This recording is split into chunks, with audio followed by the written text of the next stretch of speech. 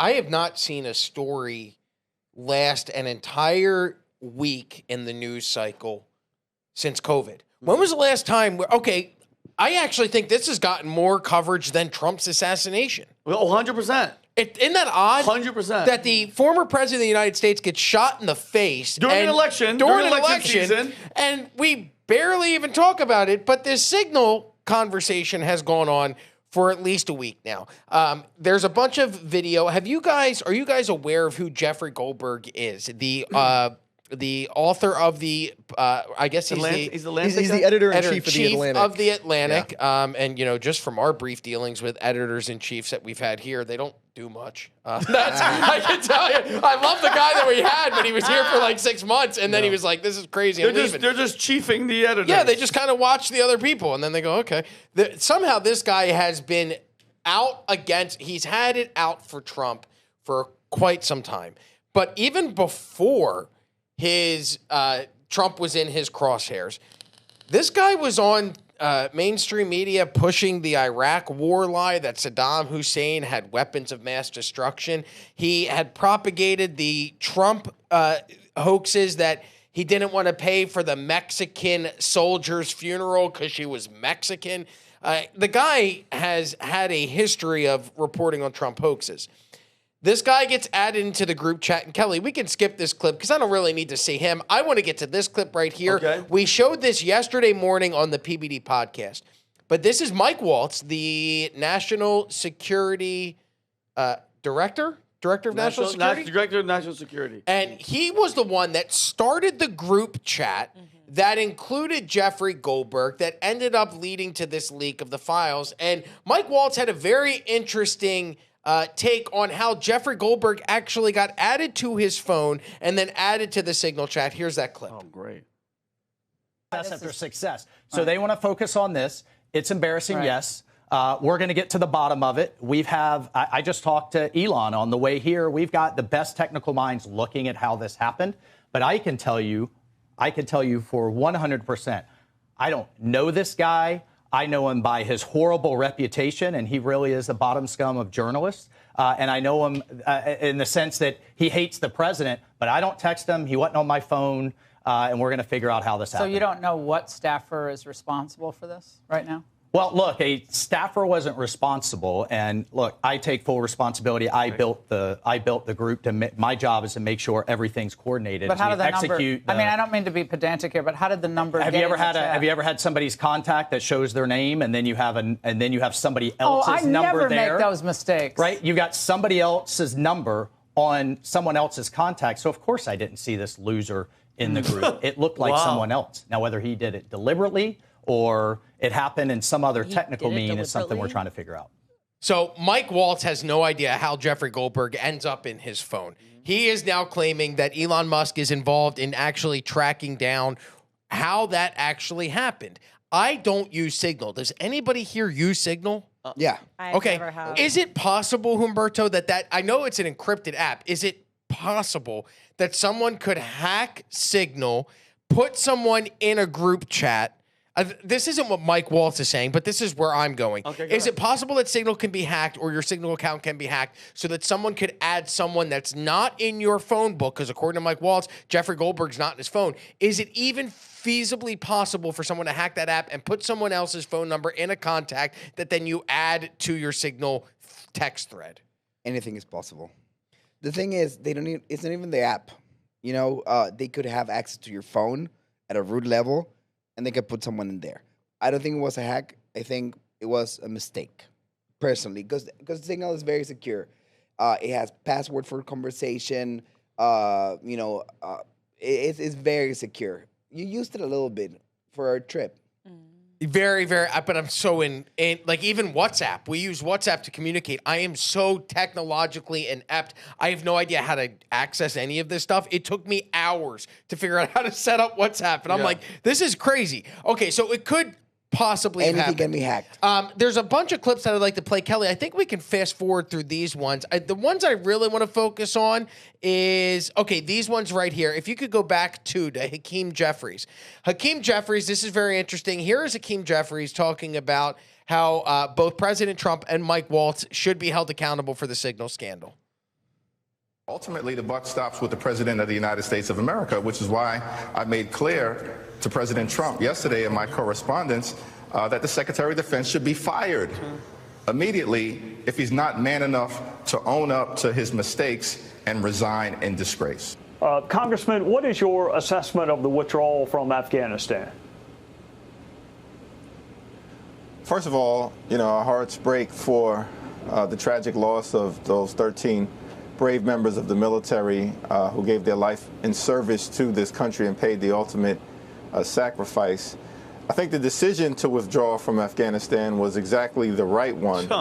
Certainly, it's been a tumultuous few weeks, though it is important to note that more than 114,000 Americans and Afghan allies and women and vulnerable children have been evacuated over the last 2 weeks. That's an extraordinary accomplishment, thanks to our military and the administration. And that actually is an example of American exceptionalism as well. And that shouldn't get lost in the totality of what we have witnessed. So in one clip, he's sitting here saying that the president should be held responsible for the lapse of security when it comes to the signal scandal. But then when we look at the disastrous withdrawal of Afghanistan and U.S. troops from Afghanistan, nothing to see here. Yeah, weird. What's interesting, Kelly, can we go to the next clip and then we'll come back to this clip?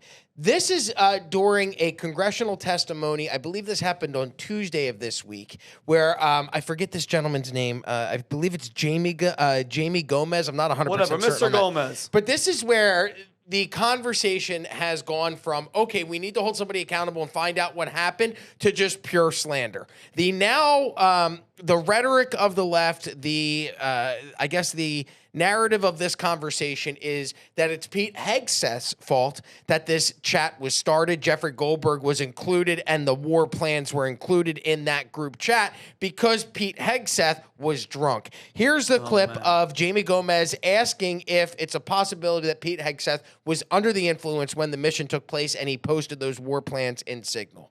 To your knowledge, do you know whether Pete Hegseth had been drinking before he leaked classified information? Oh, wow. I don't have any knowledge of Secretary Hegseth's personal habits. Director Radcliffe, same question. Yes or no? No, I'm going to answer that. I think that's an offensive line of questioning. The answer is no. I find it interesting that you want to... I'm going to answer. You asked me a question. You want an answer? No, listen. You don't want to focus on the good work that the CIA is doing, that the intelligence community... Director, I reclaim my time. Director, I reclaim my time. Here... I hate these here. I hate huge respect for the CIA. Huge respect for our men and women in uniform. But this was a question that's on the top of minds of every American, right? He stood in front of a podium in Europe holding a drink. Right. So, of course, we want to know if his performance is compromised. If people were asking if the General Austin was compromised because of a heart issue, was his performance compromised because of a successful strike? Back. Mr. I bring my you want to know? You want to talk about accepting responsibility? Do you think you should accept responsibility for a successful strike to make Americans safer? You want to focus on... By the way, the photograph that they're talking about with Pete Hegseth drinking on stage in Europe has been proven to be a glass of water that Pete Hegseth was drinking from. But because the liquid was clear and it was in a clear glass, that gave insane people the idea that he was drinking vodka straight while speaking to the world stage in Europe. Straight. That's absolutely insane. Tony, our booker, does, but he has problems. I mean, Russians and like Tony the booker. Drinking vodka straight should disqualify a person from public office for the rest of their life. Because that is insane behavior. And Rob, this is, and if you don't mind, Rob, this is when you're questioning about two things. Let me go back up. They care so much about this and they worry about Pete Hegseth. What about General Milley when he was literally saying, if we're going to invade China, I would give them a heads up, which is verbal treason, bro. That they don't give, dude. And that's the problem, is now it's this side doesn't care, but this side doesn't care. Yes, if it's true, I want people held accountable, but the left never gave a damn when it was happening for the past 4 years. And this is Tucker saying that when he went to, was it Russia? Rob, yes, when he went to the Kremlin to interview Putin. And this is when him saying he was hacked, his signal was hacked. Go ahead, play this. I'm not hiding anything, but I was definitely hiding my plan to go interview Putin just because it's an interview. So how did that happen? Business. How do you know the NSA broke into your signal? Because they admitted it. Really? Like, can you tell us about that? Like, how did you find out? I got a call from somebody in Washington who would know, just trust me, so I went up there for another reason, but this person said, you know, are you going to come to Washington anytime soon? This was a year and a half ago. And I was like, yeah, actually, I'm going to be up in a week. Meet me Sunday morning. So weird. Like, who does that? Just text me. You know what I mean? Just text me. No. So I go, and this person's like, and this is someone who would know. Are you planning a trip to go see Putin? This was the summer before the war started. And I was like, how would you know that? I haven't told anybody. Wow. I mean, anybody. Weird. Not my brother, not my wife, nobody. And just because, you know, it's one of a million things you're working on. But that was one of them. I want to go interview. Why wouldn't I want to interview Putin? Of course. I want to interview Xi. I want to interview everybody, right? That's kind of my job. We want to get Kim Jong-un on here one day. Of course. We met him. You did? Yep. Oh, we got to talk about that after. But super interesting. But anyway. Holy shit. How would you know that? Because NSA pulled your text with this other person you were texting. Weird. How did you know that? Weird. And so I was intimidated. I'm embarrassed to admit, but I was completely freaked out by it. I called a U.S. senator who I know, not that well, but it seems like a trustworthy person. And I told him a story. I said, I just want to tell you this. And then I went on TV on Monday and I'm like, this happened. Boom. Oh, you stop it. And so they had. So listen, and he gets into a little bit longer. It's a 2.5 minute clip. Anything's possible when it comes to hacking, Rob. Anything that's like from voting machines to signal that's supposed to be encrypted, it's who's in charge. And people need to understand, just because John Ratcliffe is running the CIA, just because Tulsi Gabbard's doing her thing, and just because Mike Waltz is doing his thing, there's still people embedded. The deep state is actually a real thing. So who knows? Because don't get me wrong, and we just talked about this. If it's really real, horrible F up. You look stupid as hell. If it's, in fact, because we know we make mistakes. You put somebody in a group chat. You ever send a text to the wrong, or you said something and the person's in the group, and you're like, oh my God. And you try to backtrack so I can see that. Go ahead, Rob. So it's not just Jamie Gomez, I believe his name was. Mr. Gomez? That's now going with this rhetoric that Pete Hegseth may have been drunk. Here's another representative speaking to the media yesterday where he discusses Pete Hegseth's possible intoxication. And it basically comes down to, is Pete Hegseth incompetent or intoxicated? Here they are. Accountability is back. Yeah. Accountability is back. I quote Secretary Pete Hegseth. That was our Secretary of Defense on the record just a couple of months ago. Now the debate among national security professionals is over whether the Secretary was just incompetent or whether he was drunk. Just look at how they do That's how low this has gone. And those are serious debates happening among national security professionals today. Because my colleagues are right. This put American lives at risk. Look at Vindman in the back. This cheapens Loser. the work that our men and women on the front lines of our armed services and our intelligence agencies do every single day. Because it says the rules that apply to you don't apply to us. Hypocrite. As your leaders. There's a simple concept that I would have thought Pete Hegseth would have learned in the National Guard, which is leadership by example.